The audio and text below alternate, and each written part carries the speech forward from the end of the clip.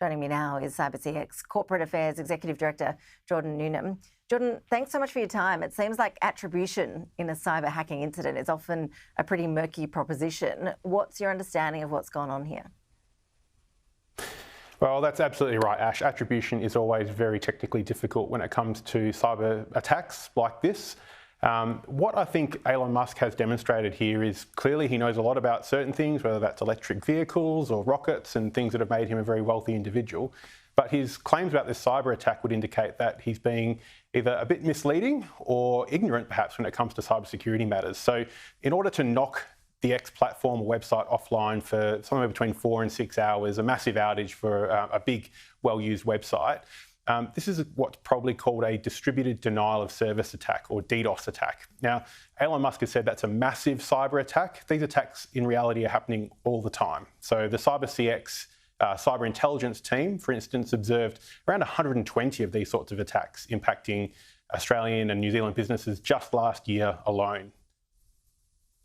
And when those attacks happen, how hard is it to determine if an attack is actually state-sponsored or not? Again, I assume that's really very difficult. Indeed. So attribution is incredibly difficult. Part of the reason is when we talk about a DDoS attack, the first D in that acronym is distributed. So this is when, if I wanted to do a DDoS type attack in the real world, to say someone who owned a cafe or coffee shop, I'd have to get hundreds of people to mill around outside that business and queue up to block legitimate customers from being able to get in and that business making any money. In the online world, the way a DDoS attack works is this is done digitally with thousands, if not millions, of connected devices distributed all over the world, all pointing at the same website at the same time in order to crash that website and stop legitimate users from being able to use that website and its services. So this is what happened to X. Elon Musk is saying they're tracing it back to an IP or internet protocol address in Ukraine. That may be true, but it's also just as likely true that many of the IP addresses that were mobilised for such an attack probably from all over the world, including Australia, for all we know. So it's very early in an attack for someone like Elon Musk when they're analysing what happened in this instance to be saying this definitely came from Ukraine or even is suspected to come from Ukraine. Much more likely this is a botnet type network of millions of devices around the world that have been pointed at X.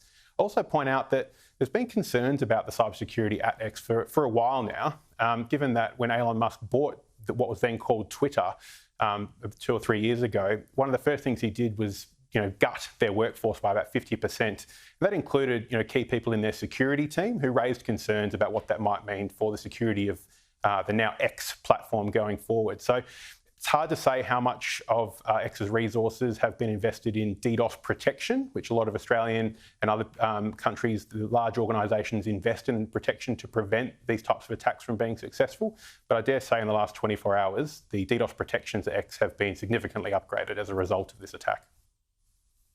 And when it comes to these cyber hacks, I mean, the one that we were discussing there about X seemed to cause a lot of chaos and confusion and perhaps is targeted at Elon Musk itself in terms of motivation. But most cyber hacks have a financial goal, don't they?